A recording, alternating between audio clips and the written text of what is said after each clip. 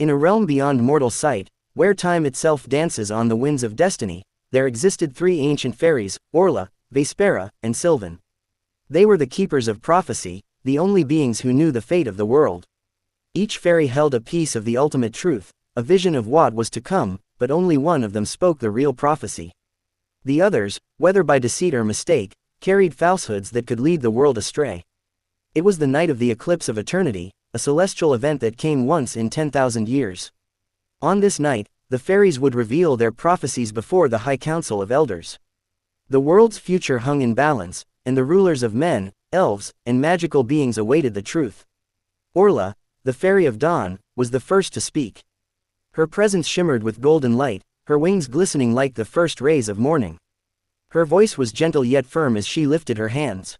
"I have seen the fate of this world," she declared. "A great kingdom shall rise from the ashes of war. Peace will reign for centuries, but only if the heart of the world remains untouched. The crystal of eons must never be taken from its sacred place, for within it lies the soul of existence itself." The rulers murmured among themselves. The crystal of eons was the most sacred relic of the land, hidden deep within the temple of eternity. If Orla spoke the truth, then the world was safe as long as the crystal remained undisturbed. Then Vespera, the fairy of dusk, stepped forward. Unlike Orla, her aura was mysterious, her wings like twilight clouds rolling over a dying sun. Her eyes gleamed with ancient knowledge, and her voice carried the weight of sorrow.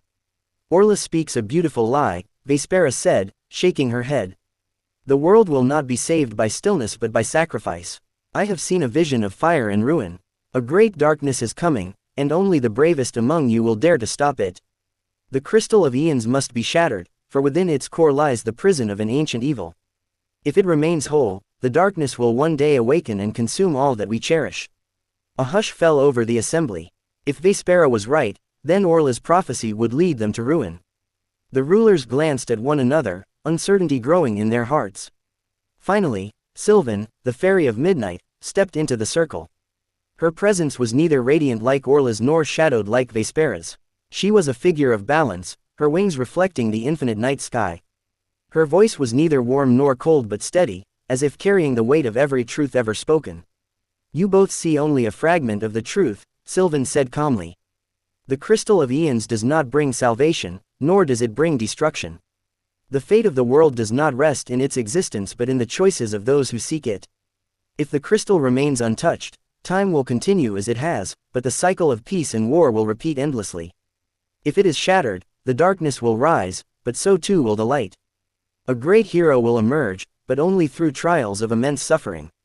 The question is not whether to protect the crystal or destroy it, but whether the world is ready for the change it brings." Silence filled the air. The rulers were left with a choice unlike any before. Each prophecy had its own logic, its own consequences. But which was the real truth? The fairies had spoken, and now, the fate of the world lay in the hands of those who dared to decide.